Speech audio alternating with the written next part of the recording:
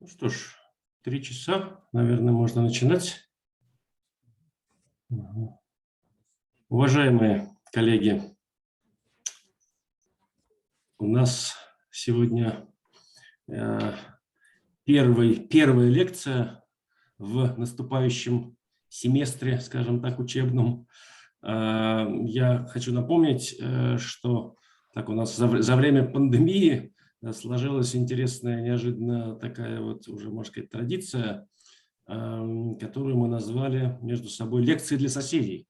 Это вот такие лекции, которые специалисты одной дисциплины читают для специалистов смежных дисциплин, с тем, чтобы улучшить взаимопонимание, ну, вот поскольку приходится часто работать совместно над какими-то проектами. И потом оказалось, что это полезно не только для специалистов, но и для аспирантов, и для студентов. Вот. И в итоге вот такие у нас уже 3 цикла лекций прошло. И сегодня мы начинаем долгожданную, скажем так, и очень востребованную серию лекций по курсу «Археология». Она очень востребована, потому что большинству представителей естественных наук приходится работать с археологами по их приглашению на археологических памятников. Ну и вот, чтобы улучшить наше взаимопонимание, мы попросили археологов немножечко увеличить нашу осведомленность в их дисциплине. И я с удовольствием передаю слово Сергею Александровичу Васильеву. Его представлять, видимо, не нужно. Заведующим отделом палеолита в Институте истории материальной культуры. У нас сегодня фактически 3 аудитории. Одна аудитория вот там в замечательном зале заседаний ИМКО перед Сергеем Васильевичем, мы ее не видим, к сожалению.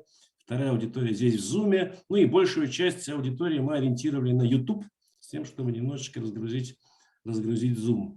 Сергей Александрович, пожалуйста. Так, здравствуйте. Меня видно, слышно? Видно, слышно, прекрасно. Хорошо, прекрасно. Добрый день, дорогие коллеги.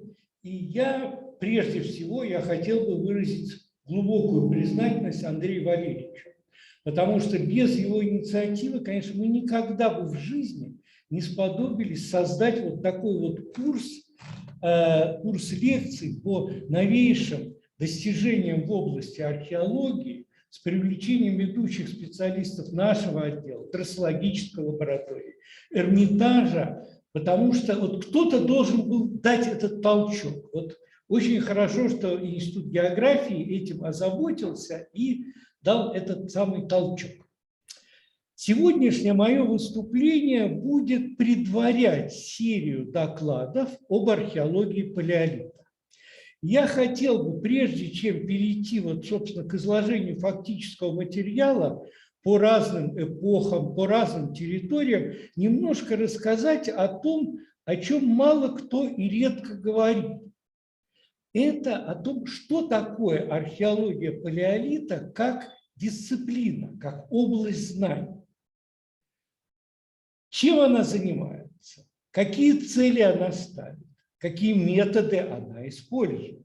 И самое главное, поскольку у нас вот такой курс для соседей, то в центре моего выступления сегодняшнего будет находиться тема взаимодействия археологии палеолита с другими науками, как естественно-научного, так и гуманитарного профиля.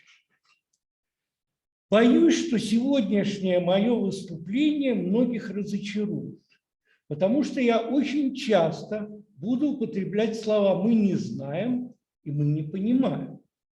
Обычно когда спрашивают о человеке, вот, который занимается той или иной наукой, он рассказывает об успехах, достижениях. Все очень любят рассказывать об успехах. Никто не любит рассказывать о проблемах и пробелах наших познаний. Причем пробелы здесь, вот то, что касается археологии, и особенно древнейшего раздела археологии, есть пробелы, которые относятся к недостатку наших знаний, которые мы надеемся со временем, мы или те ученые, которые за нами придут, заполнят. А есть пробелы невосполнимые. Это вот то, что геологи меня поймут, называется неполнота геологической летописи. Вот это же самое у нас есть и в палеолите. Необходимость вот такого рассмотрения связана с тем, что, к сожалению, все основные работы, обобщающие или учебные, такие вот, как наш, скажем, учебник, который мы в свое время издали с Анатолием Пантелеичем Деревянко и Сергеем Васильевичем Маркиным, все это устарело. Все эти работы в основном излагают те представления о палеолите, которые сложились в 60-е, 70-е годы прошлого века. А в 90-е и начале 2000-х произошло очень много интересных событий. Во-первых, это целая серия открытий, которые неожиданно переворачивают наши сложившиеся представления. А во-вторых, это колоссальный прогресс в области абсолютного датирования, который позволяет совершенно по-новому взглянуть на ряд проблем, а некоторые области просто разрушить. Потому что если мы возьмем, например, такую специфическую область, как изучение пещерного искусства палеолитического, то возможность получения АМС-датировок прямо по росписям, по органике из росписи, и уран-ториевых датировок по корочкам, которые перекрывают эти росписи, они разрушили все схемы, существовавшие стилистического, хронологического развития палеолитического искусства, и здесь сейчас царит полная анархия. То, что мы мало знаем о палеолите, это понятно, потому что палеолит, палайос литос, древний камень, это 99 с лишним процентов истории человечества. И знаем мы об этом чудовищно мало, потому что, ну вот представьте себе, ну вот простой пример. Вы открываете в интернете ленту новостей и читаете. Археолог, там, предположим, Вася Пупкин в окрестностях деревни Гадюкино открыл палеолитическую стоянку. Вот теперь представим себе, какова цепочка тех крайне маловероятных событий, которые случились, чтобы произошло это открытие. Значит, во-первых, в окрестностях деревни Гадюкино когда-то, будущей деревни Гадюкино, когда-то селились палеолитические люди. Ну, жили они хорошо, не тужили, бросали кости, жгли костры, кололи камни, потом они куда-то ушли в поисках лучшей доли. Дальше, первый момент. Для того, чтобы тут сохранились следы, это все должно быть относительно быстро захоронено в толще пород. Если это останется на поверхности, вы понимаете, что вот эта помойка живописная с гниющей органикой, сюда приходят звери, начинают грызть кости, растаскивать, дождевыми талыми, водами, все это постепенно сносится к ближайшему ручейку, овражку, и дальше, через некоторое время, от этого не остается ничего. Это первое. Второй момент. Захоронено это должно быть не глубоко. Вот это очень важно. У меня однажды пришел на раскоп, человек пришел, спрашивает, что роете? Я говорю, да вот тут древние люди жили. Я вот так заглянул в раскоп сверху, говорит, глубоко жили, однако. Так вот, захоронено должно быть не глубоко. Потому что если это похоронено в толще пород на большой глубине, все это останется для нас никогда неизвестно. Никогда. Потому что геологи в этом плане, конечно, люди более удачливые. Они могут изучить те толщи пород, которые были, они могут их изучить посредством бурения. Мы этой счастливой возможности лишены. У нас культурный слой мы можем обнаружить или в обнажении, естественным или искусственным, или посредством шурфовки, а это, как вы понимаете, шурфы до центра Земли никто не бьет, это первый метр. И, наконец, последнее, очень редкое событие, это то, что в окрестностях деревни должен был появиться археолог Вася Пупкин. Вот сколько у нас археологов в стране? Никто не считал. Ну, примерно можно. Ну, вот всех считаем там, вузы, академические учреждения, охрана памятников, все эти расплодившиеся, как кролики, частные конторы на хоздоговорах, ну, 1004 примерно, может больше. Сколько из них палеолитчиков? Вот тут я могу сказать более точно. Меньше 200. Примерно 180, потому что я практически всех их знаю. Это на территорию от Калининграда до Владивостока. То есть в пределах, даже археология не самая массовая профессия, но даже в пределах вот этой не самой массовой профессии палеолитчиков очень много. И вот это, конечно, вещи, которые очень... И с одной стороны, это, конечно, плохо, что мы так мало знаем о палеолите. Но с другой стороны, в этом и интерес, потому что здесь могут быть открытия совершенно неожиданные по сравнению с археологией позднейших эпох. Но вот если мы возьмем, например, для примера, скажем, более развитую, какую-то античную, там могут быть великолепные открытия. Там можно открыть гробницу Филиппа Македонского. Да? Великолепное открытие. Но и без гробницы мы знали до этого, кто такой был Филипп Македонский, когда он жил и чем он знаменит. В палеолите здесь могут быть самые феноменальные открытия. И вторая сторона, собственно, если говорить о том, почему интересно заниматься археологией палеолита. Это парадокс. Археология палеолита самая скучная, самая неинтересная область археологии. Я работаю всю жизнь в Сибири, рядом люди копают курганы, коллеги. Я много раз слышу: ну, зачем ты занимаешься? Ну что ты в этом нашел? Здесь же нет ничего интересного. И действительно, у нас нет скифских курганов с золотом, пирамид майя, там, мумий фараонов. То есть все эти боги, гробницы, ученые, то, что привлекает к археологии интерес широких народных масс, ничего этого нет. И Индиана Джонс здесь не пробегал. Единственная область археологии палеолита, которая действительно может произвести впечатление на людей посторонних, это пещерная живопись. Потому что действительно, когда спускаешься в Леско, ты видишь вот это Сикстинская капелла каменного века, это действительно роспись изумительного художественного уровня. Но за пределами Франции и Испании таких пещер очень мало. А у нас в основном камушки, косточки, ничего интересного. Но интерес в другом. В том, что, основываясь на вот этой скудной, изначально ущербной источниковой базы, наша задача раскрыть эволюцию древней культуры, проследить те вещи, которые археологи позднейших эпох решают на основании гораздо более богатого и разнообразного материала.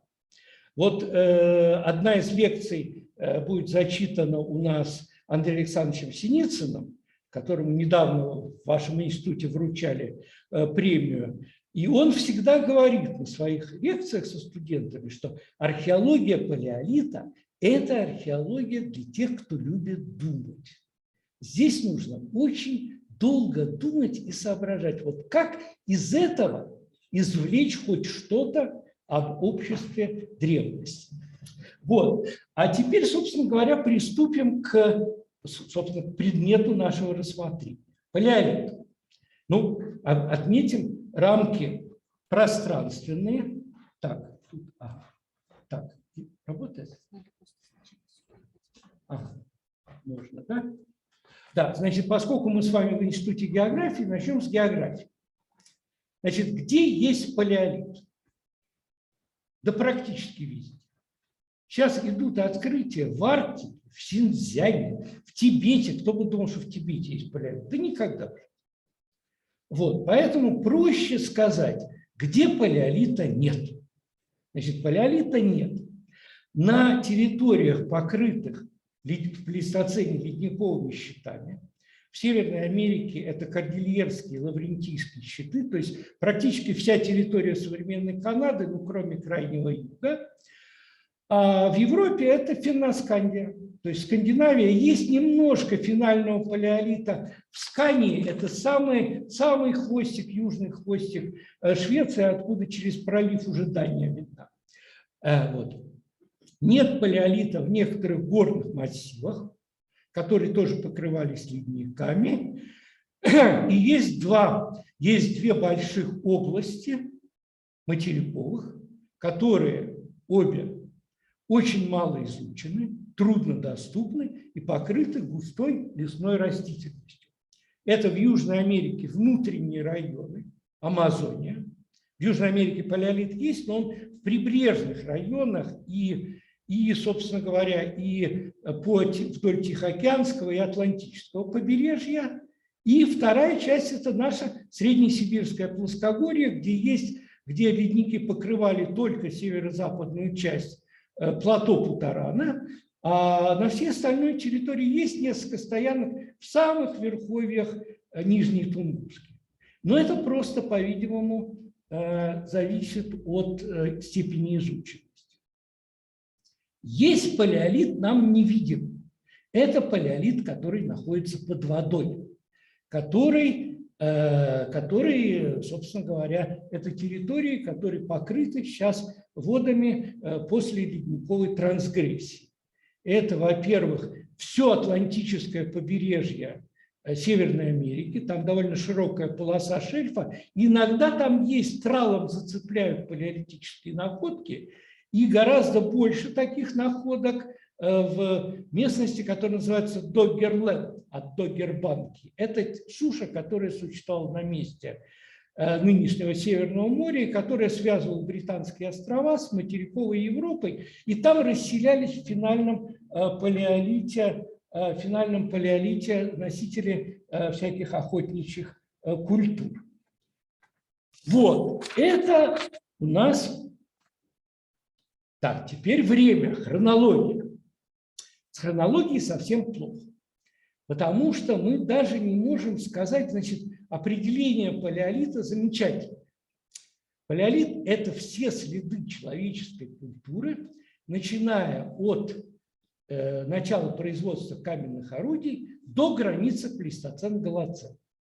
С точки зрения логики определение абсолютно бредовое, потому что нет единства деления понятий. И сильно напоминает старый анекдот «от забора до обеда». Но ничего лучше не придумаешь. И даже не назвать это плейстоценом, потому что, как я скажу немножко дальше, нижняя граница палеолита сейчас ушла в плеоцен. И вот обе эти границы довольно условные, потому что нижняя граница – это… Что такое нижняя граница? Это начало производства каменных орудий предками, какими-то предковыми формами, типа австралопитековых, в Африке, которым предшествовала, как мы понимаем, огромная, многомиллионная история употребления камней.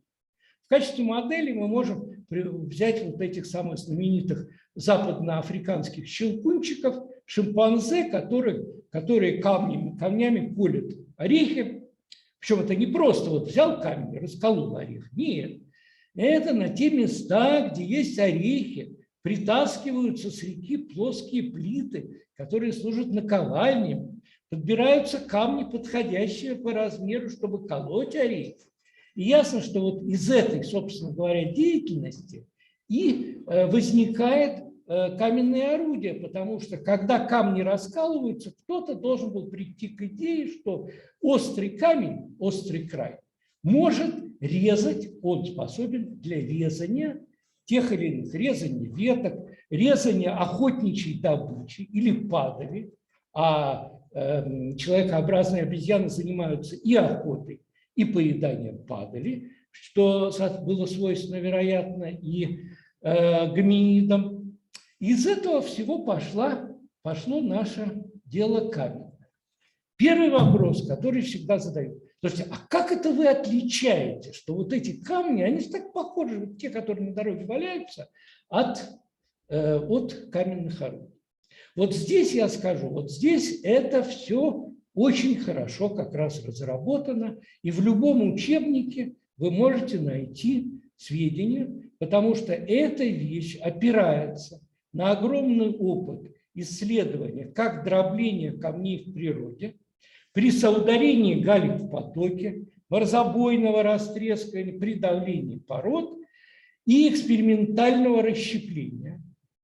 Значит, если мы имеем дело с искусственным сколом, на нем вот справа видно, на нем должны быть в обязательном порядке должна быть площадка, часть нуклеуса, то есть того куска, от которого откалывался этот отщеп. Одна сторона гладкая, называется брюшко, где есть точка удара, ударный бугорок. Другая сторона выпуклая, называется спинка, где будут, если это первый скол, будет покрыт коркой, если это сколы последующие, то здесь будут следы предыдущих снятий.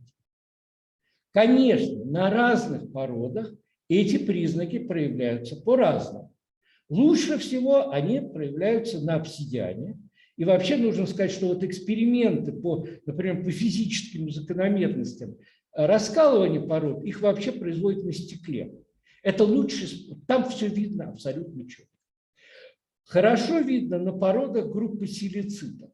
Это вот всякие кремнии, яшмы, лидиты, кремнистые сланцы. Вот вся эта группа пород тут очень хорошо видно. Хуже на андезитах и базальтах, но даже если им пришла в голову идея колоть известняк, на нем тоже все это видно. Конечно, есть некоторое количество довольно ограниченных местонахождений, по поводу которых у археологов ведутся десятилетиями споры, искусственное это или естественно, такое количество, но эти местонахождения довольно невелики. И вот древнейшие стоянки, они все в Африке, здесь красным показано на карте слева, это зона Африканского рифта, Восточная и Южная Африка. Долгое время считалось, что древнейшие памятники – это в районе Гоны в Эфиопии, это 2,4–2,6 миллиона лет. Сейчас древнейшее – это Ламекве-3 в Кении, 3,3 миллиона лет. Очень простая индустрия, нуклеусы, с которых снимались отщепы. В дальнейшем из этих отщепов, эти отщепы подправлялись ретушью, и с самого начала, вот еще с этих доалдувайских индустрий, идет две линии обработки камня. Одна – это использование отщепов, то есть снятых с нуклеусов заготовок, и другая – изготовление орудий из цельных отдельностей пород. Галек, плиток, обломков. И древнейшее – это грубое рубящее орудие, которое называется чоппер. Вот, это низ поля. Так, а вот теперь верх. Вот с верхом совсем плохо. Потому что никогда культура человечества не была единой. И по мере развития вот эта неравномерность развития нарастала. И на Ближнем Востоке уже в финале плейстоцена возникает так называемый докерамический неолит. Слева на карте показана эта зона. Это возникновение земледелия скотоводства. То есть палеолит здесь заканчивается раньше, чем граница плейстоцен-голоцен. А самое парадоксальное, что в смежных областях, где жили вообще охотники-собиратели, вот здесь начинается 12 тысяч лет, это конец плейстоцена, начинается монументальное храмовое строительство. Знаменитый вот комплекс Гёбекли-Тепе. Раскройте любой учебник, вам будет написано, что монументальное храмовое строительство связано с классовым расслоением, формированием государственных образований. Вот вам 12 тысяч лет. Охотники-собиратели. Пожалуйста. А какая социальная структура должна была быть, чтобы сотни людей были задействованы вот в этих работах по определенному плану? То есть здесь палеолит не доходит до конца плейстоцена-голоцена. И то же самое на другой оконечности континента. В Китае, в Южном Китае уже где-то 12-13 тысяч лет происходит переход от сбора дикого риса к выращиванию риса. То есть здесь еще один очаг производящего хозяйства. А еще раньше, с 17-18 тысяч лет, начинается керамика. И здесь распространяются, по сути, неолитические культуры, которые идут от Китая, уже в плейстоцене охватывают Корею, Японию, доходят до нашего родного российского Преамурья и до Забайкалья. Причем на границе ареала в финале плейстоцена очень смешная история. Вот есть таежная речка Витим, там в верховьях этой речки в финале плейстоцена существует усть-каринская культура, совершенно неолитическая. А ниже, вот где на прииске, в Бодайбо, вот в районе Бодайбо, там вполне себе палеолитические памятники типа Большого якоря. То есть вот, понимаете, в пределах одной речной системы в одной части одна эпоха, а в другой другая. Вот так вот эта неравномерность препятствует всякому созданию различных схем.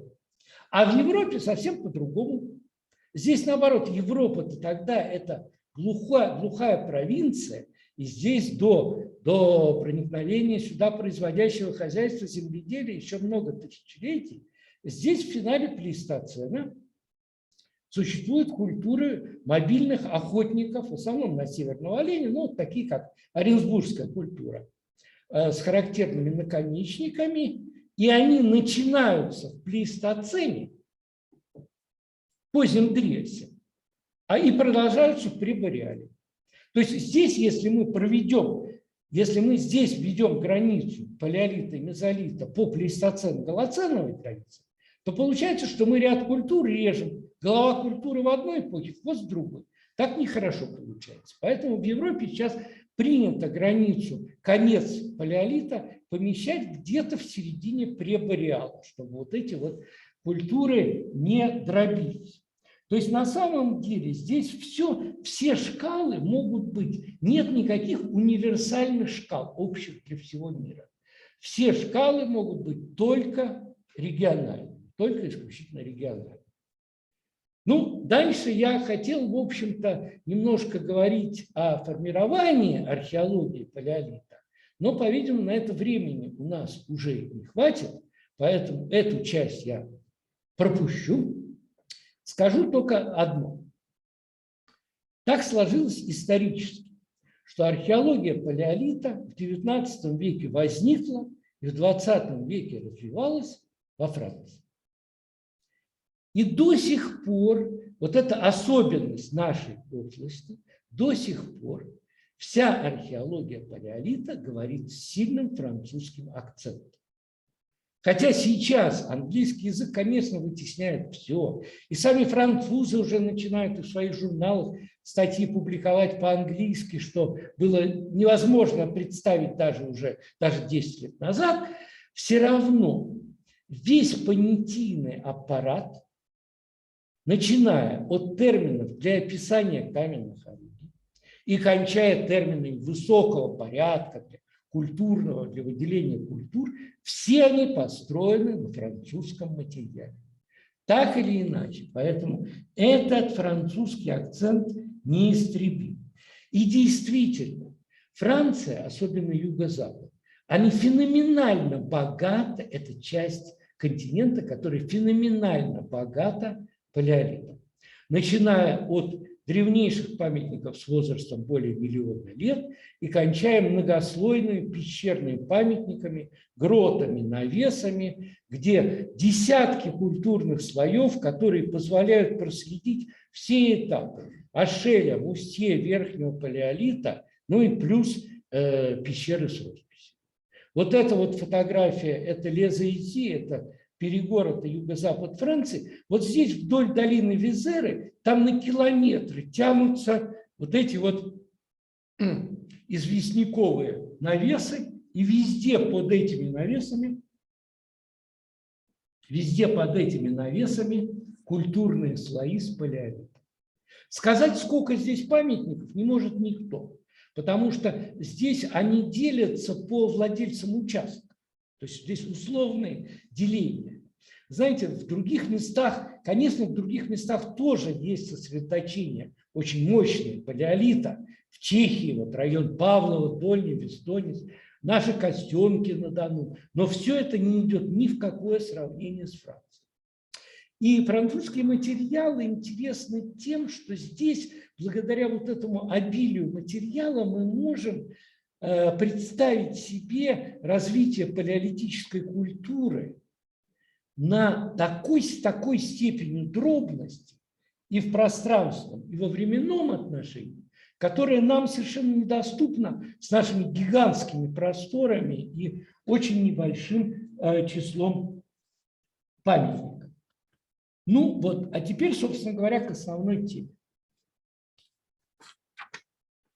Значит, в чем особенность археологии палеолита? В том, что это область, которая находится на стыке не двух наук и не 22 наук. Это область, которая находится на стыке двух огромных областей человеческого познания. Это науки о природе и науки о культуре и обществе. И поэтому вот позиция археологии палеолита, она как вот эта особенность на стыке наук, поэтому она в разных исследовательских традициях определяется по-разному. Я могу сейчас, конечно, здесь зачитать двухчасовую лекцию о том, как в разных странах складывалась археология палеолита, почему она так или так трактуется, но я просто приведу пример из собственного опыта. У меня есть курс лекций, который называется «Палеолит Сибири и заселение человека на Америке». Этот курс я когда-то читал давно в качестве спецкурса на кафедре археологии исторического факультета Ленинградского университета, вот тут через речку. Вот это первая позиция, когда археология трактуется как некоторое введение, как древнейший раздел истории. И поскольку для нас это все очень привычно, то многие люди считают, а как по-другому может быть? А на самом деле может быть.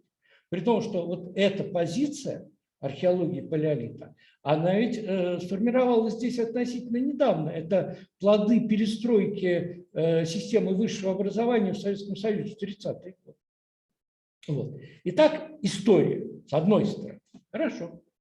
Этот же курс я читал в нескольких американских университетах в разные годы, но не в департаменте истории, на департаменте антропологии. То есть представляется, что есть такая наука, антропология, наука о человеке, которая объединяет первобытную археологию, этнографию, физическую антропологию, иногда сюда добавляется еще и лингвистика. И вот здесь, и вот археология палеолита занимает свое место здесь, а не среди исторических. Это вторая позиция. Ну и третья позиция. Этот же курс я читал в Италии, подходя каждый раз к прекрасному палаццо XVI века, где у входа висела мраморная табличка. На ней золотыми буквами было выбито не история, не антропология. Было выбито геология и минералогия. И вот это старейшая позиция археологии палеолита, которая идет с XIX века, когда археология палеолита трактуется в контексте не гуманитарных, а естественных наук, как составная часть комплексного изучения четвертичного периода. Вот на старых собраниях четвертичных всяких была секция, называлась «История флоры, фауны и ископаемого человека». Вот это история ископаемого человека. Вот. И теперь начнем, так вот пробежимся по вот этим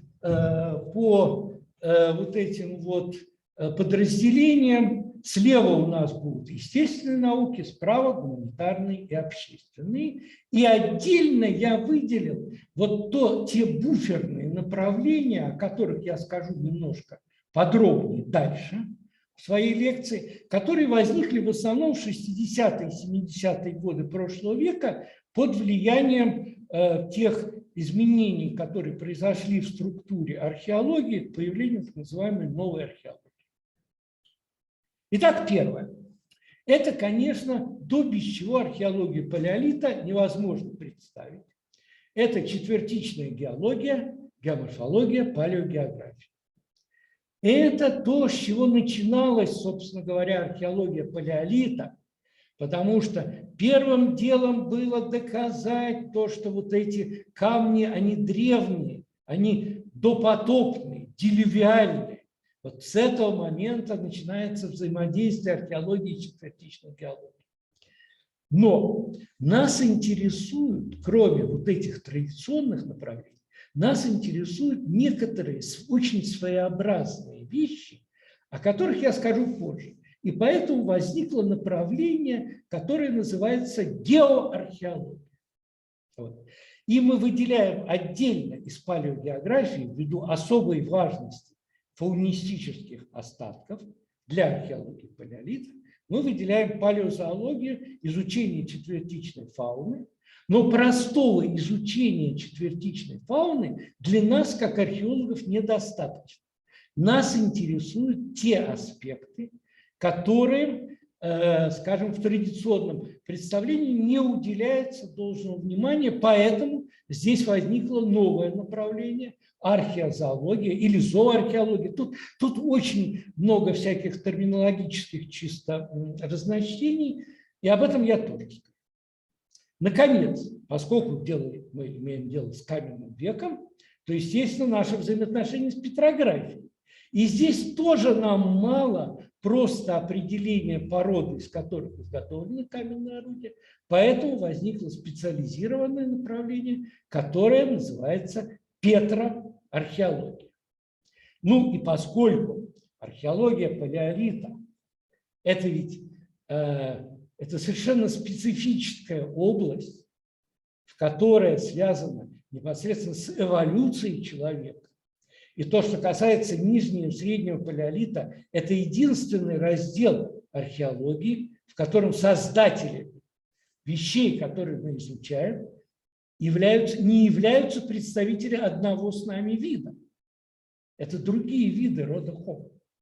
Поэтому очень важна связь с антропологией, которая в данном случае выступает как палеоантропология, изучение ископаемых костных остатков. И вот тут сложность в том, что раньше здесь была одна наука, теперь их две – палеоантропология и палеогенетика.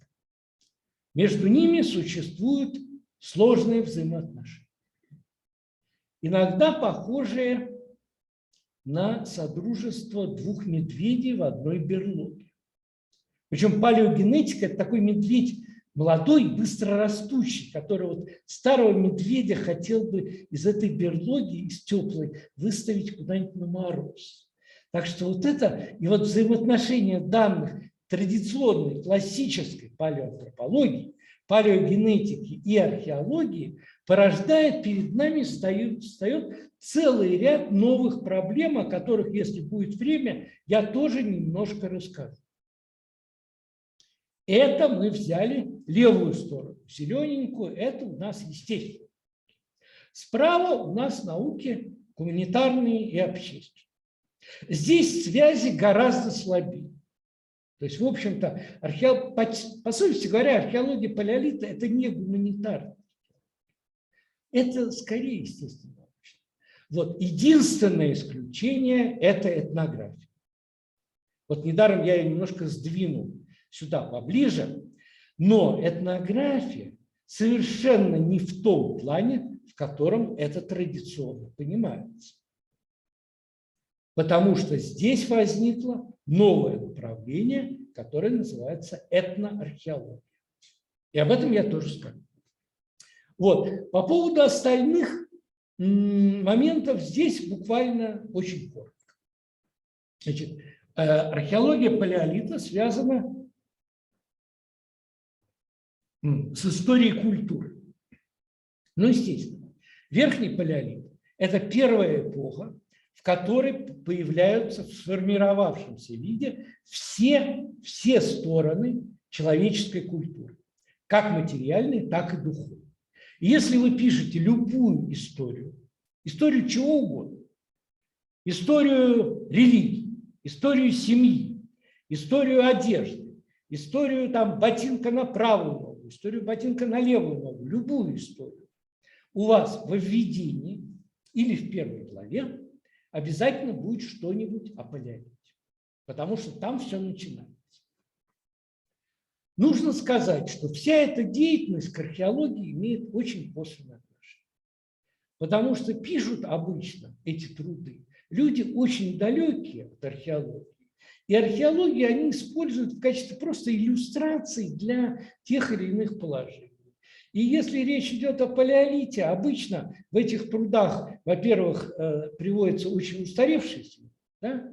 А во-вторых, набор этих картинок кочует из учебника в учебник, из книжки в книжку, и в общем-то археологии это все мало что дает. Потому что с точки зрения археолога, вот утверждение людей о том, что могло бы быть в палеолите, с точки зрения археолога, по большей части это, в общем, понимаете, для нас утверждение о прошлом, если оно не может быть ни подтверждено, ни опровергнуто археологическими материалами, оно бессмысленно. Это не наука, это сотрясение воздуха. Может быть, в палеолите существовал там, не знаю, тотемизм и кровно-родственная семья. Может быть, существовали, а может быть, и не существовали. Археология об этом ничего не говорит. Поэтому это все, так сказать, рассуждения, общие рассуждения, которые, в общем, косвенное отношение имеют к археологии. Далее, лингвистика. Здесь два аспекта. Один – это вопрос, по науке это называется глоттогенез, а проще – это происхождение языка. Здесь археология, в общем, мало что может дать, потому что ясно, что в начале, на входе в палеолит, в начале языка не было, а в верхнем палеолите язык был. Значит, где-то посередине он должен был появиться.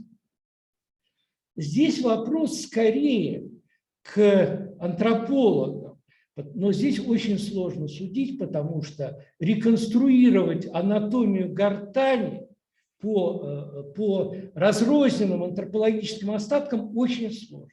А в этом и суть, потому что, в общем-то, как известно, обезьянок нельзя научить языку не потому, что они такие глупые, а потому что у них гортань не способна произносить членораздельные звуки, а язык глухонемых на уровне ребенка они осваивают.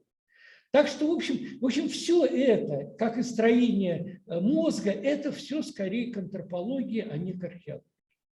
Вот. А второй аспект связи с лингвистикой – это вот тот вопрос, который был задан однажды в советское время. Была норма, правило, что вся корреспонденция, которая приходит на адрес академического института, обязательно регистрируется в канцелярии и поступает в архив. Поэтому у нас в архиве очень много интереснейших документов. И, например, письмо. Пишет человек из далекого поселка. Я изобретатель. Изобрел машину времени. Собираюсь отправиться в палеолит. Товарищи ученые, доценты, кандидаты, скажите-ка мне, а на каком языке разговаривали в палеолите? Вопрос резонный, потому что ясно, что отправляясь в столь дальнее путешествие, как нужно подготовиться, общаться. Вот боюсь я, что на этот вопрос ни изобретателю с далекого поселка, ни вам, дорогие коллеги, ответа никто даст не может. Есть смелые лингвисты, которые придерживаются концепции ностратической семьи. Она высказана Педерсоном очень давно, это еще начало 20 века, о существовании некой праязыковой общности, которая охватывала Евразию и Африку, и даже, может быть, частично Новый Свет. И есть очень смелые лингвисты, которые связывают эту общность, существование этой общности с реалиями археологии верхнего палеолита и палеогеографии позднего плейстоцена. Правда, понимают они эти вещи очень своеобразно. Ну и мы тоже небольшие специалисты в лингвистике. Взаимно. Вот. Есть другие робкие лингвисты, которые говорят, что, в общем, тратить на это время вряд ли стоит. И методы традиционные, методы сравнительного исторического языкознания до палеолита не добивают. Просто очень большое хронологическое расстояние. Каждый метод имеет свои пределы. И нельзя получить дату, радиоуглеродную дату по образцу, возраст которого около миллиона лет, потому что невозможно, потому что это пределы метода. Так что, в общем, с лингвистикой здесь не очень все получается хорошо. На мой взгляд, могут быть и другие точки зрения. Вот. Примерно то же самое с искусствознанием. Ясно, что на входе в палеолит искусства не было, в верхнем палеолите искусство есть, и еще ого-го какое. Значит, где-то оно должно было появиться. Но здесь тоже очень сложно. Написано много томов по этому поводу. Было бы хорошо, если бы вначале у нас было четверть искусства, потом пол искусства, а потом целое искусство. Или, например, чтобы они в начале верхнего палеолита рисовали какие-нибудь каракули, а потом, вот, достигая совершенства, уже доходили бы до высот художественного творчества. Ничего подобного. Искусство появляется в раннюю пору верхнего палеолита во вполне сложившемся виде. И великолепные росписи Грота Шаве, они датируются древнее 30 тысяч лет. И появляется сразу и мелкая пластика, фигурки человека, животных, графика, живопись, то есть все росписи, то есть все появляется сразу. Есть несколько, очень немного находок, относящихся к раннему, а по большей части к среднему палеолиту, которые трудно объяснить с утилитарной точки зрения. Вот там в пещере Бломбос на юге Африки, там есть палочка из охры с орнаментом. В среднем палеолите появляются в неандертальское время появляются уже украшения, появляется погребальный обряд, но не изобразительное искусство. То есть искусство вот так вот внезапно и моментально появляется. Вот. Итак, и вот, кстати говоря, вот если говорить опять-таки о том, почему интересно заниматься археологией палеолита, вот эта связь со многими науками, она именно тоже привлекательна, потому что все время приходится залезать в какие-то другие области, смотреть и интересоваться. Вот геоархеология. Значит, начнем с наиболее важного. Нужно сказать, что сейчас и у нас, и на Западе слово геоархеология трактуется в очень расширительном плане, как, в общем-то, как все аспекты взаимодействия геологии и археологии. Но, в общем-то, и стратиграфии палеолитических стоянок, и определением сырья, из которого делались каменные орудия, этим геологи занимались успешно и в XIX веке. Тут собственно говоря, нового термина и не нужно. Поэтому я предпочитаю этот термин использовать в узком плане, как изучение посредством наблюдения или экспериментальных работ того, что происходит с археологическими остатками в природе после того, как они выпадают на поверхность. И дальше, что с ними происходит, когда они захораниваются в толще пород, и что с ними происходит в процессе их жизни в толще пород. И вот здесь масса различных вещей, и геоархеология позволяет говорить о том, что многие феномены, которые ранее считались искусственными, созданными человеком, они являются не более чем природными явлениями. Ну вот классический пример, вот тут в верхнем ряду есть вот это деревья, которые прорастают через культурный слой. Да? Дерево потом падает, его валит ветром, с корнями выдирается примерно такое округло-овальное пространство, которая потом туда затекает культурный слой с артефактами, от дерева ничего не остается, и в итоге в разрезе археолог видит углубленное жилище. Вот пример. Или, например, некоторые культурные слои – это не более чем эрозионные поверхности, на которые переоткладывались предметы, причем предметы зачастую и не одновременно. Вот здесь очень большая, классический пример – это, конечно, ряд палеолитических жилищ, когда крупные мерзлотные нарушения принимались за следы построек. Вот это геоархеология. Значит, по всем этим направлениям, поскольку лекция у меня одна, то я прохожусь очень кратко, буквально обозначая только основные направления исследовательского поиска, потому что каждое вот из этих направлений можно развернуть в отдельную лекцию. Археозоология. Значит, с чем она связана, появление этого направления? Нам недостаточно просто видового определения и общей экологической характеристики тех видов животных, которые мы встречаем в раскопках. Нам необходимо, здесь целый ряд направлений. Во-первых, определение сезонности обитания, которое ведет или по зубам, известный метод Клевизаль, или по половозрастному составу стада, особенно по рогам оленей. Тут целый ряд методик. Это позволяет определить сезон обитания стада. Далее. Представленность костей, анатомический состав костей скелета и нарезок на костях, которые позволяют нам реконструировать перенос частей туш с места добычи на стоянку и характер разделки охотничьей добычи. Вот все эти направления, они развиваются в рамках археозоологии. И еще одно направление – это прослеживание следов естественных повреждений костей, которые зачастую в прошлом принимались археологами за следы искусственного воздействия, в частности, воздействия зубов гиены и так далее.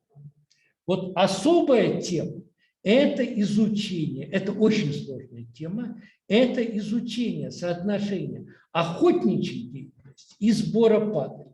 Вот здесь необходим очень детальный количественный анализ комплексов, фаунистических комплексов. Это важно для реконструкции деятельности, особенно для нижнего среднего палеолита. И, наконец, особая тема, о которой я тут не говорю, потому что эта тема может увести в совершенно неведомую даль, это человек и мамонт. Потому что мы имеем дело со стоянками, где есть находки костей огромного количества мамонтов. Мы можем представить себе памятники с добычей единичных, у нас есть свидетельства охоты на мамонтов, но речь идет об единичных, о добыче единичных особей.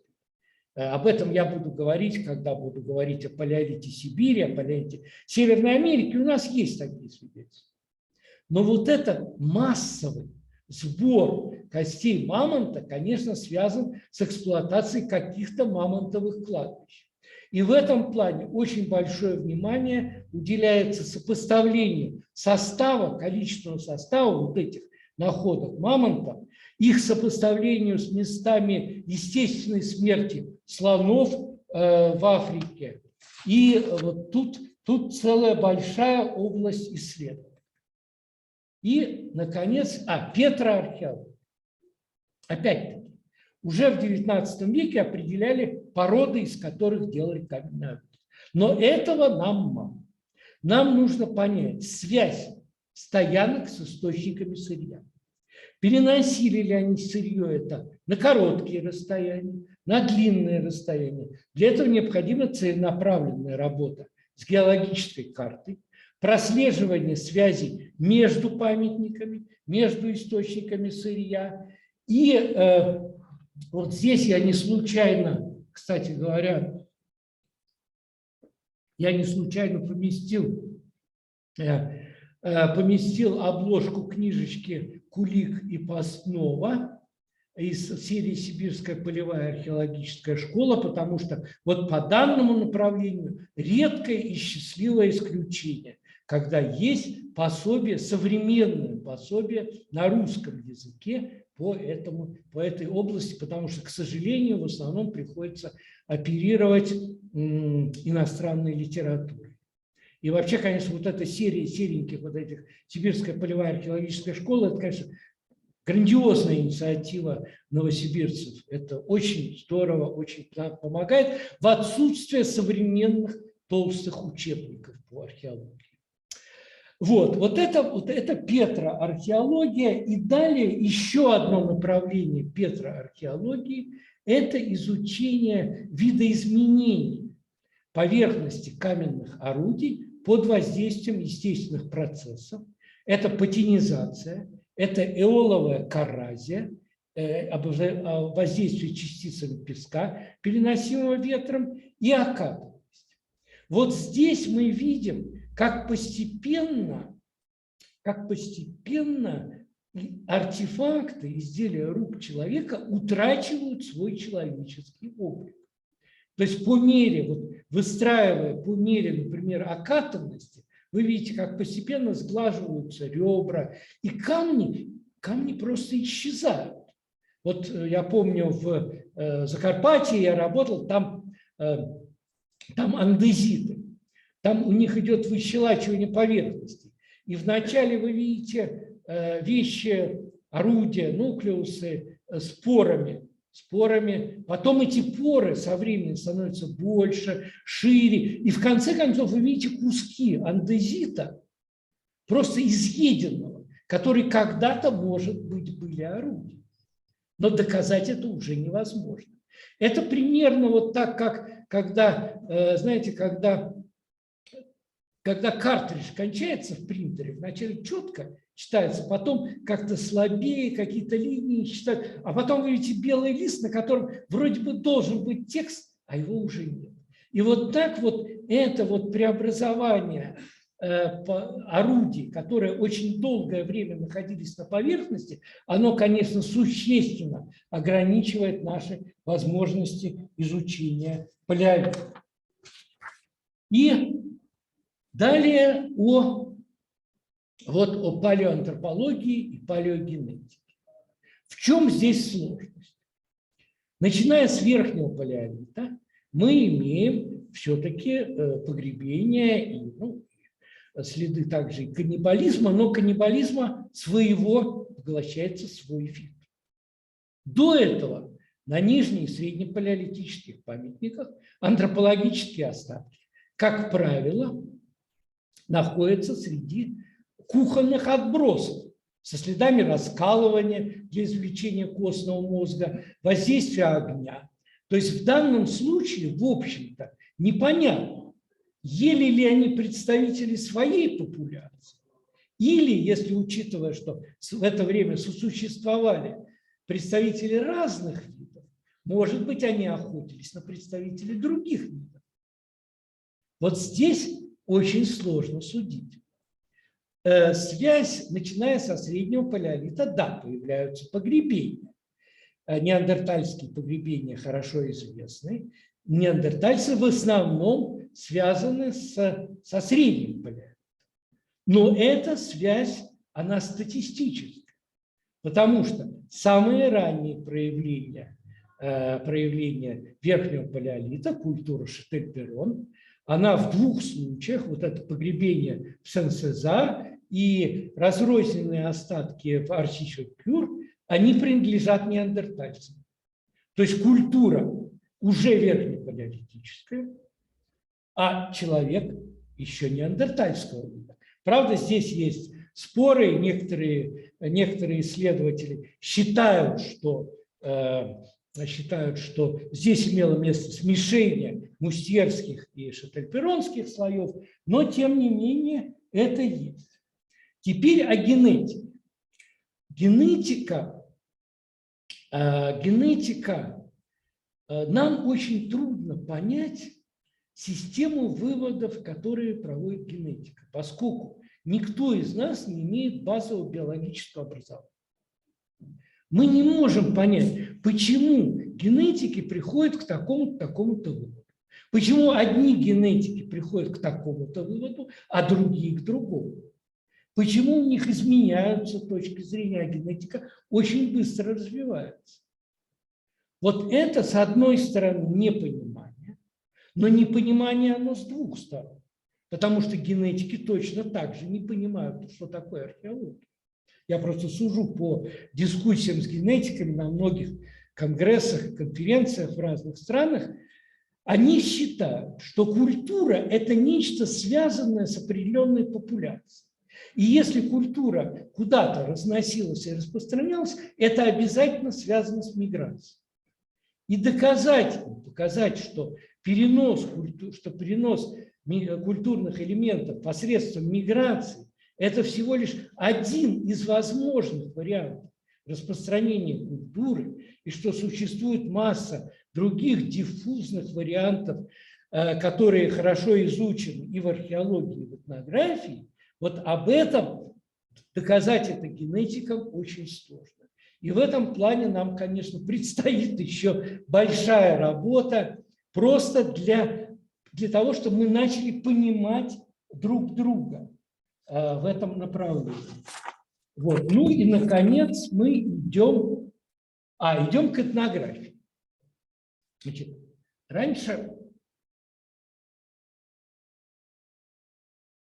этнография всегда считалась, что вот есть археология, это мертвые остатки, а вот этнография – это живая культура. Вот европейцы высаживались, они видели каких-то людей в набедренных повязках, которые пользовались каменными орудиями. И вот как здорово было бы вот эти сведения о живых людях перенести, оживить тем самым археологию. И вот были даже такие понятия осколок палеолита. Осколок палеолита. Вот это все, это направление, связанное с изучением охотников-собирателей, переносом этих данных вглубь веков, оно все, в общем-то, себя исчерпало.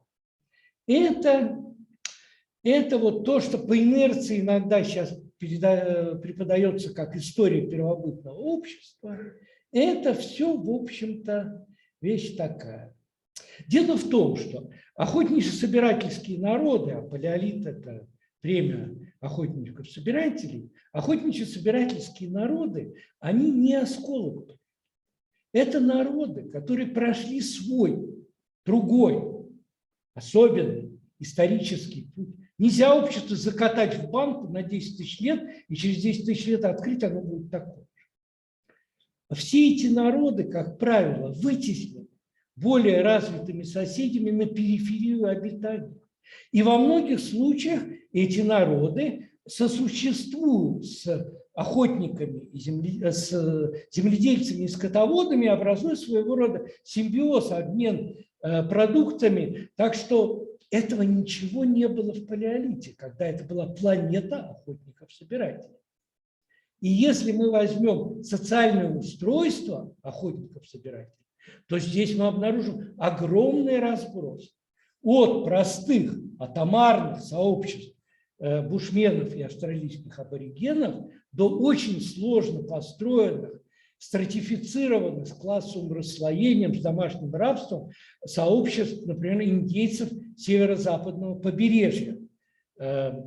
И вот тут ясно, что в палеолите, возможно, существовали такие формы социальной организации, которые никакого следа в этнографических данных не оставили.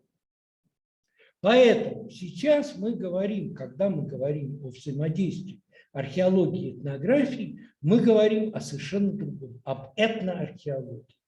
То есть это изучение по этнографическим данным связи поведения человека и остатков. Это вещь, которая никого, кроме археологов, не интересует. И этнографов она не интересует, потому что этнографу зачем это? Он наблюдает живое общество. А я помню, когда я помогал коллегам налаживать вот этноархеологическую экспедицию, мне было очень трудно говорить с этнографами, потому что они говорят, ну что, да, вот, ну съели оленя, да, куда-то эти кости выбросили, ну зачем вам это, ну куда-то их кинули. А мы-то имеем дело только с этими костями, и нам от этих костей нужно восстановить деятельность древнего человека. Поэтому нас интересуют отбросы, отходы, не то, что было, а вот что было, что на месте оставленного этнографической группы поселения, что здесь остается, что исчезает. И вот здесь я просто, так сказать, несколько вот из работ Бинфорда, очень известного исследователя, с которым связано, собственно говоря, развитие новой археологии, вот его работы по эскимосам на Аляске, это модели, которые могут быть применены для интерпретации палеолитических стоянок, модель расположения людей у огня и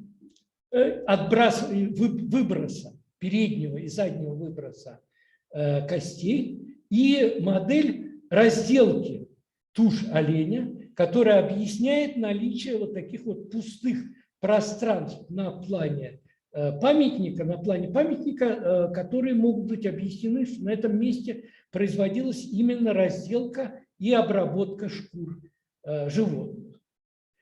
К сожалению, то, что это все касается поселений, к сожалению, вот то, что касается любимыми нами каменных орудий, вот тут этноархеология может дать очень мало, потому что металлический стальной нож и топор настолько производительный камень, что после контакта на протяжении практически одного поколения умение обрабатывать камень, вот вся эта сложная цепочка, сложно построенная добыча, обработки, переоформления, все это утрачивается.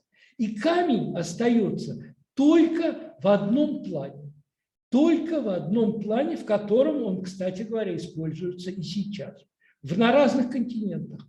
Это обработка шкур скребками. Вот здесь, как ни странно, каменный край удобнее и лучше, чем металлический. Вот слева внизу эта фотография сделана на Камчатке, но в принципе такие же вещи. Там каменный скребок маленький, он в центре закреплен, в центре длинной деревянной рукоятки. Вот так обрабатывают шкуры сейчас. Но это очень специфическое. То есть здесь мы можем реконструировать только процесс работы скребками. Все остальные каменные орудия для нас уже, к сожалению, недоступны. Ну, естественно, если речь идет об археологии, то речь идет в первую очередь о полевой археологии. И вот здесь археология палеолита тоже отличается, потому что для нас очень важна индивидуальная фиксация всех находок. Почему? В плане это планиграфия, то есть распределение находок в плане, и микростратиграфия, то есть внутреннее изучение на профиле внутреннего строения культурного слоя. Слева вы видите пример на стоянке «Каменная балка», где благодаря вот этой фиксации микростратиграфии удалось выявить в пределах культурного слоя ряд горизонтов обитания.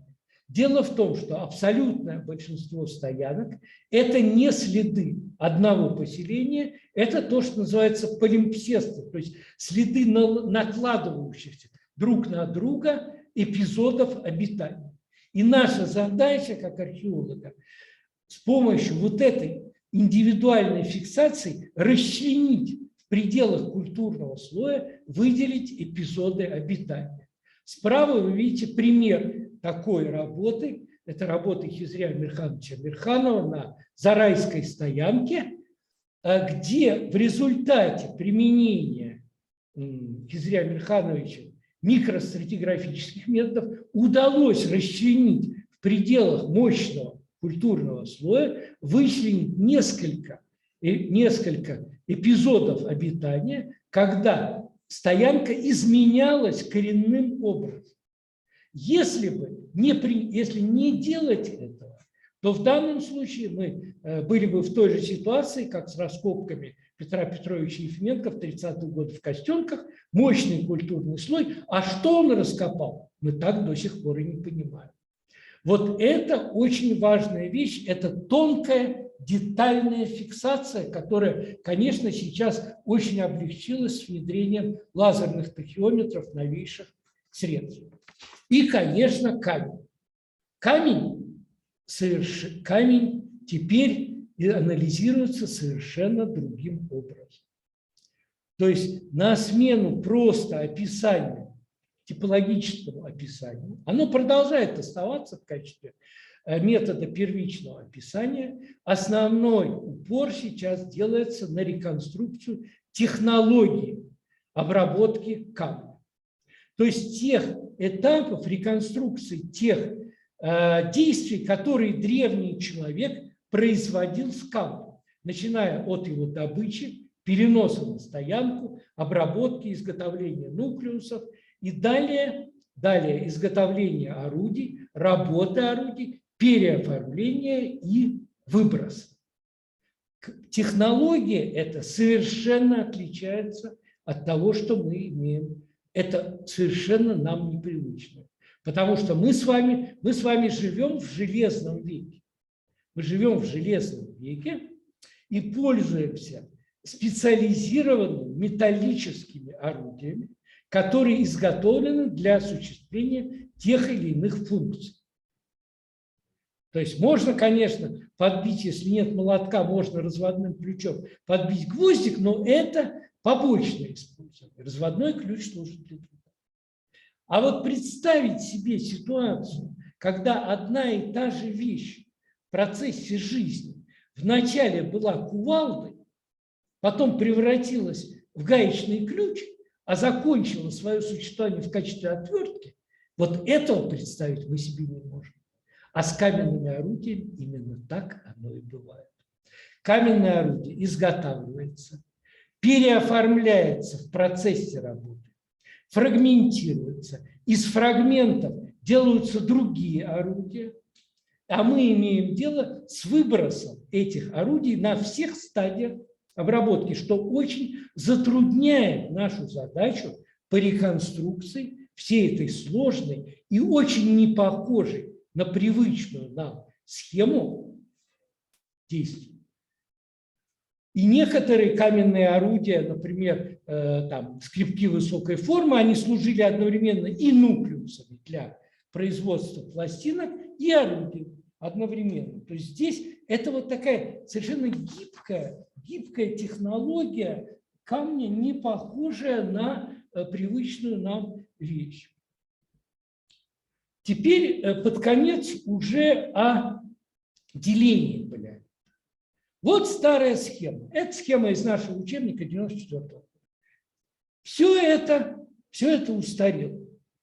Я пробовал, честно говоря, нарисовать что-нибудь новое, но никаких прямых линий здесь не получается. Получаются сплошные зигзаги и каракули. Потому что, опять-таки, возвращаюсь к тому, что культура никогда не была единообразной. Культура всегда развивалась по разным направлениям. И разные комплексы культурные длительное время сосуществовали друг с другом. Мы думали раньше, что какое-то культурное новшество, оно вот возникает, потом распространяется, потом еще как-нибудь. Ничего подобного. Культурный элемент возникает в какой-то глухой хронологической дали, потом исчезает. Вот геометрические микролиты. Это такие маленькие орудия каменной геометрической формы, которые использовались или как наконечники, или в качестве вкладышей в деревянные костяные обои. Вот они первоначально возникают в Южной Африке в культуре Ховесен-Пурт. Это 60 тысяч лет назад. Возникают и исчезают.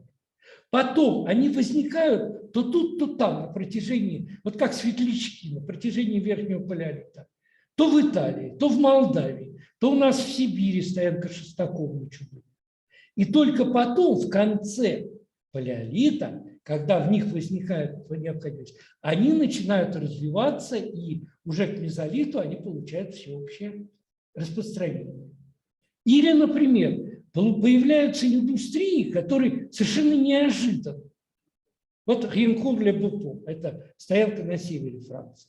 Здесь, видите, призматические пластинки, многофасеточные резцы. То есть индустрия, вот эта вещь совершенно верхнепалеолитическая. Когда мне Тюфро показывал эту коллекцию, я спрашиваю, говорю: Ален, это что, у тебя верхний палеолит? Нет, говорит Серж, это то, что было до Мусье. Это порядка 100 тысяч лет назад. Потом было Мусье, а потом с Ренником уже верхний палеолит. То есть появляются аномальные индустрии, которые как бы забегают вперед, вот как тема статьи Леонида Борисовича Вишняцкого. Потом они исчезают, потом снова появляются. То есть эволюция идет очень сложными, странными путями.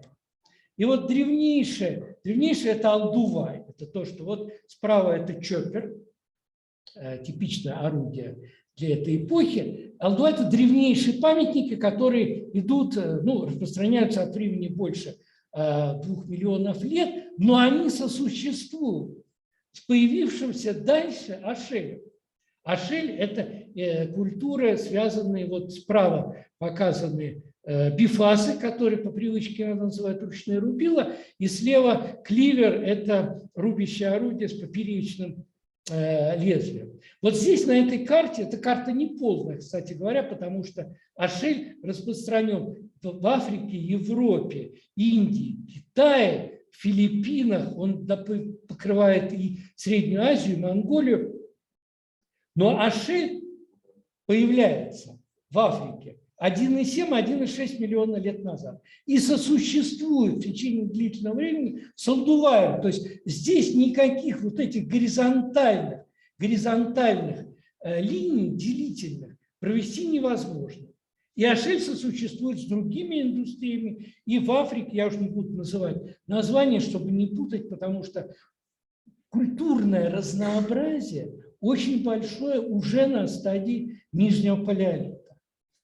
И в среднем палеолите, господи, что-то тут не то у нас получилось с картой. А в среднем палеолите, не знаю почему так странно, да, средний палеолит, он охватывает, ну, можно скажем, да, сейчас.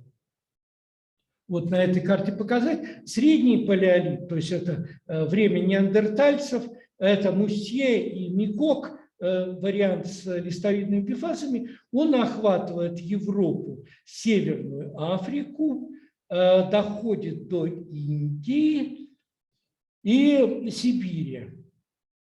А дальше в Юго-Восточной Азии, Африке, южнее Сахары, там свои культуры, своя культурная последовательность. Верхний палеолит еще шире, и он идет от Атлантики до Тихого океана, и верхний палеолит есть и в Северном Китае, и в Японии, и уходит он вместе с распространением туда, он уходит и в Северную Америку, но одновременно с этим в Африке южнее Сахары и в Юго-Восточной Азии другие индустрии. То есть и здесь мы не можем создать единой схемы. Деление вот верхнего палеолита Франции, который обычно всегда в учебниках рисуется как равноценный. Да? Ариньяк, Гравет, Салютре, Мардлен, они все разные. Ариньяк, например. Вот он, Ариньяк, это вариант раннего палеолита, который, видите, он такой громадный, что даже его одной карты я не нашел, пришлось на одной карте показать европейский Ариньяк, а на другой азиатский. Это палеолит, это культура, которая идет от Атлантики через всю Европу, Ближний и Средний Восток, доходит до Афганистана, Каракамар, и дальше до Алтая, Усть-Каракул. То есть это вот это огромное культурное единство. А Салютре, вот это настоящая археологическая культура, которая занимает ограниченный ареал, у которой есть центр и периферия, у которой есть локальные варианты, у которой есть развитие, то есть все те параметры, которые свойственны археологическим культурам позднейших эпох. И для верхнего палеолита характерно, что для верхнего палеолита характерно, это колоссальное расселение человека. Зачем он бежал в разные стороны, понять этого мы не можем. Потому что вот здесь заселение Австралии состоялось около 40 тысяч лет. Здесь материки Сунда, это материк, который соединял Малайзию и нынешние острова Юго-Восточной Азии, и Сахул, который соединял Австралию, Тасманию и Новую Гвинею. Так вот, водная преграда здесь была по разным параметрам от 90 до 200 километров, которые они преодолевали. То есть, если 200 километров, тут даже невозможно понять на горизонте, что там есть какая-то земля. И второе, это более позднее, после ЛЗМ, после ледникового максимума, уже заселение Северной Америки, но об этом я расскажу на специальной лекции. Для верхнего палеолита характерно очень большое разнообразие видов жилищ, с которыми тоже связаны очень странные вещи. И нужно сказать, что вот эти вот жилища из костей мамонта, а лучше сказать конструкции, потому что некоторые из них явно не были жилищами, как их сооружали, очень трудно понять. Потому что все вот эти красивые картинки, которые кочуют из одной книжки в другую, с одного сайта в интернете в другой, не нужно забывать, что все эти бивни и кости мамонта в музее стоят на каркасе из стальных труб. И, по-видимому, это единственная возможность поднять вот эту тяжесть. Что трудно представить себе в палеолите. Для палеолита характерно для верхнего разнообразие форм погребения, вот это самые великолепные погребения в Сундине, и, конечно, искусство, о котором я уже упоминал, Грот Шове, самое раннее верхнее политическое искусство, развитое верхнее политическое искусство, и дальше и мелкая пластика, и барельефы, вот этот великолепный фриз в Каблан, это 18 метров, это монументальный барельеф, 18 метров длиной. Изображение животных и живопись.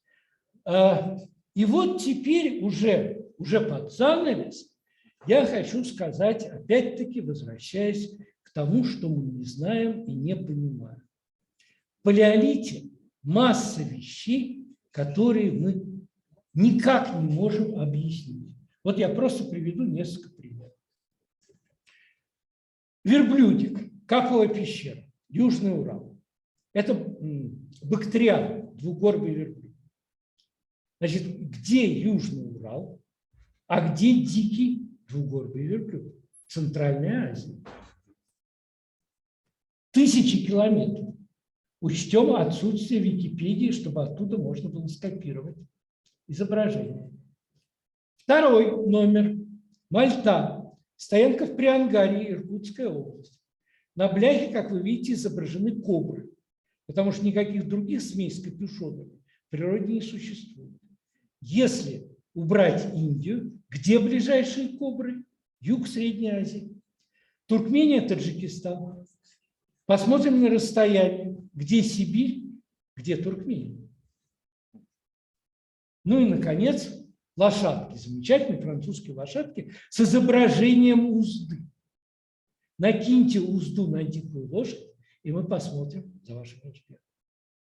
При том, что лошадь была домашняя совсем не в палеолите. В палеолите единственное домашнее животное – это собака. А вот изображение палеолитическое. Как это объяснить? Непонятно. Словом, к чему я хочу сказать? В палеолите много загадок, тайн, диковин. Поэтому заниматься очень интересно. Спасибо за внимание. Спасибо большое, Сергей Александрович. У нас аудитория более 100 человек, если включить. Да, поэтому Пожалуйста, вопросы. В YouTube можно в чат писать, мы будем транслировать. Значит, Так, пожалуйста. а я буду видеть, как тут. А я буду переводить, так сказать, транслировать. Пожалуйста, коллеги, поднимайте руки. Будем включать вам звук и камеру. Кто желает задать вопрос?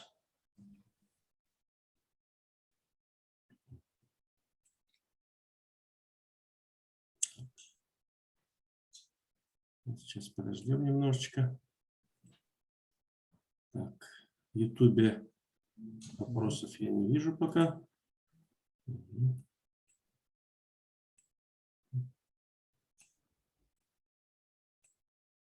Юрий Александрович, а вот пока аудитория думает, можно мне? Вы Да, конечно. показали, честно говоря, новая для меня вещь о том, что сейчас древнейшая стоянка, вот там в Восточной Африке, в Кении, кажется, уже 3 миллиона лет. Да. А по индустрии она относится, так сказать, это Алдувай?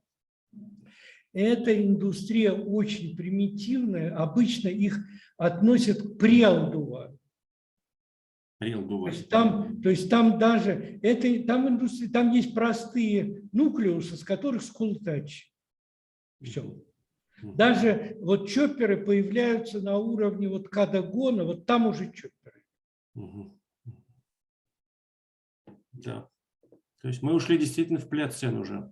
Плеоцен, да, даже при том, что увеличили четвертичный период, все равно ушли в плеоцен. Да. Антропогеном уже четвертичный период называть нельзя. Да. Но причем все эти вещи, ну вот Ламекви я не видел, но мне приходилось держать в руках коллекции африканских стоянок с возрастом больше 2 миллионов лет, те же абсолютно признаки искусственного скола, что вот на экспериментально полученных, вот сейчас можно экспериментально получить отщеп, на нем будут те же самые признаки, абсолютно. Ясно, да, интересно. Так, вот Александр Васильевич Бородин. Я не знаю, удалось мне включить вам звук, Александр Васильевич? Не получается. Помогите мне, пожалуйста, как Александр Васильевич включить звук? Я вот здесь пытаюсь это Все сделать. получилось. Получилось, прекрасно.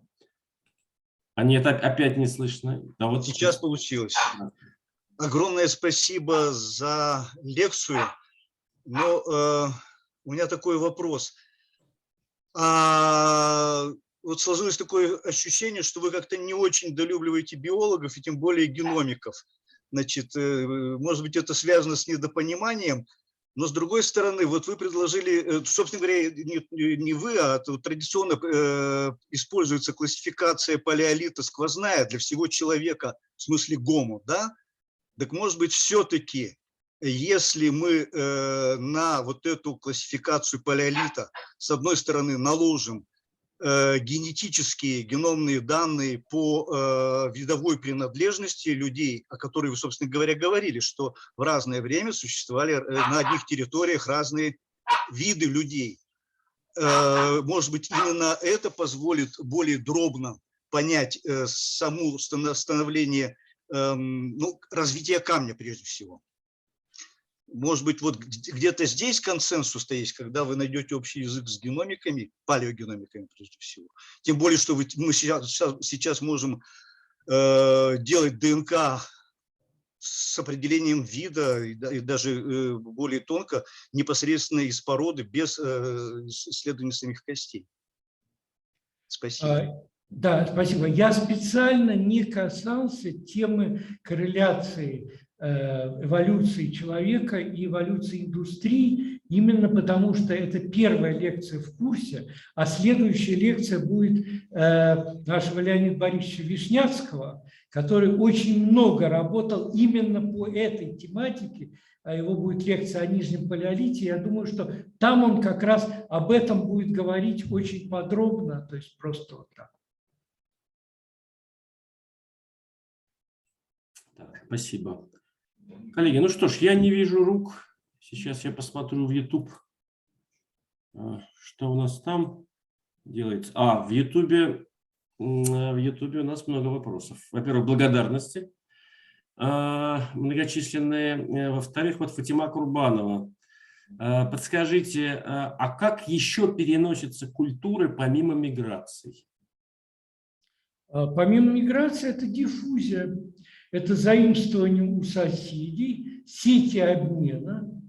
И вот, то есть, сети обмена очень развиты и в палеолите. То есть вот мы же фиксируем по распространению, скажем, раковин сети обмена на сотни, на тысячи километров от морских побережий.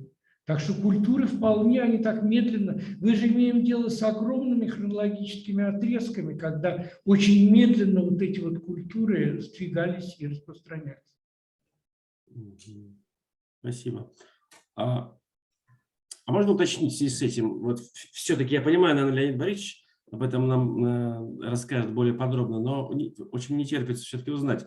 Вот с учетом такого механизма переноса культурных каких-то вещей, ведь, наверное, вероятно, и с учетом сосуществования разных видов хомо, да, того же неандертальца и кроманьонца в одной и той же местности, может так случиться, что какие-то, значит, культурные атрибуции, они могут принадлежать людям разного антропологического типа?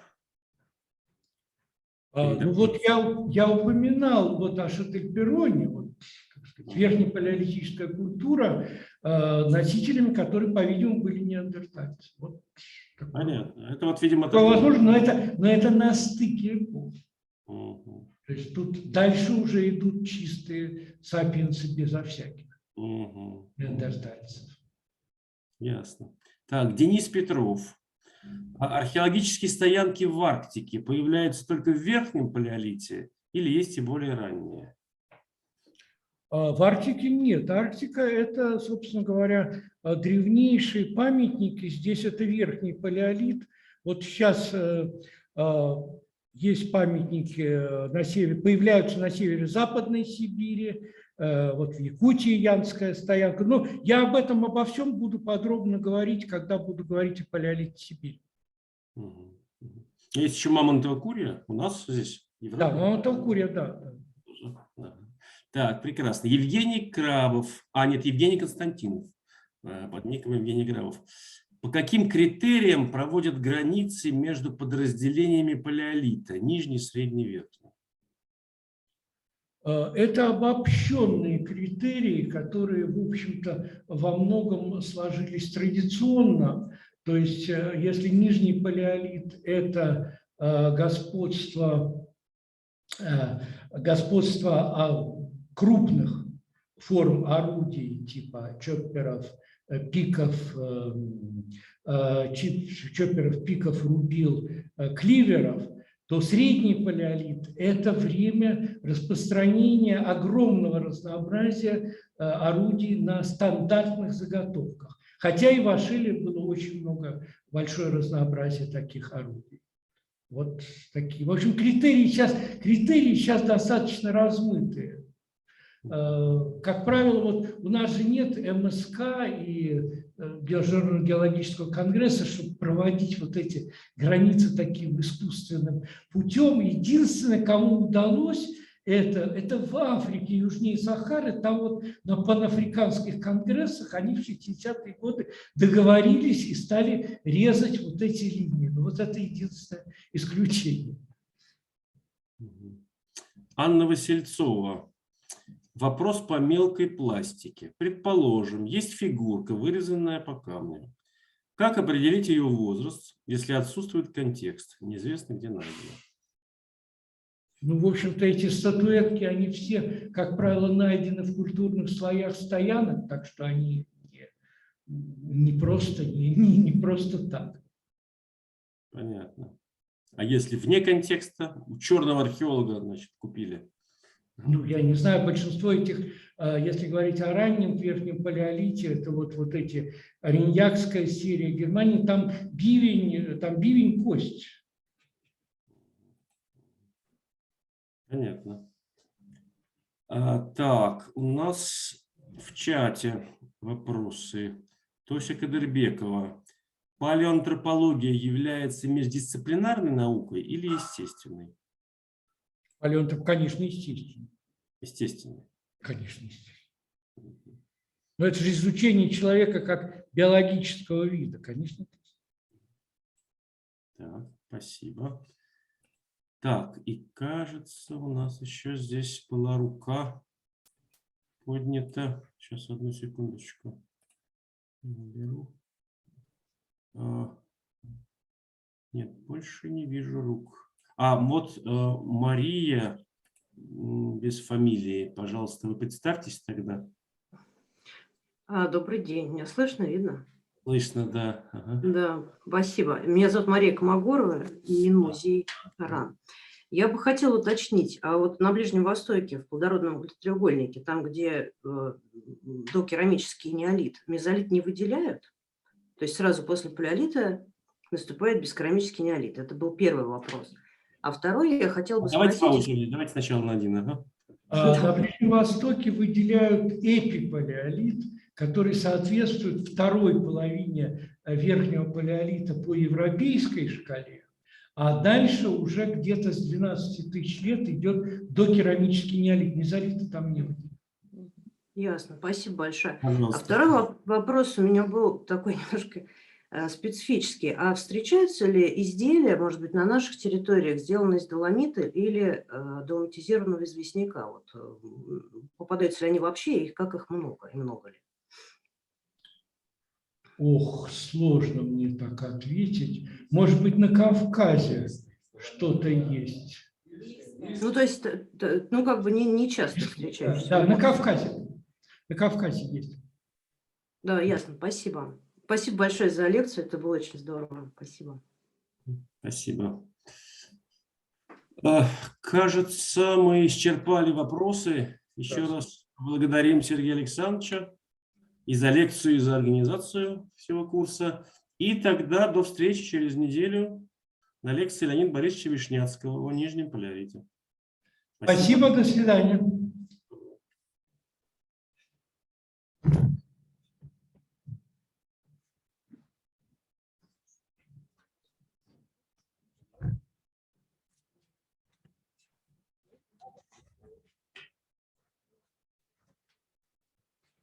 Спасибо.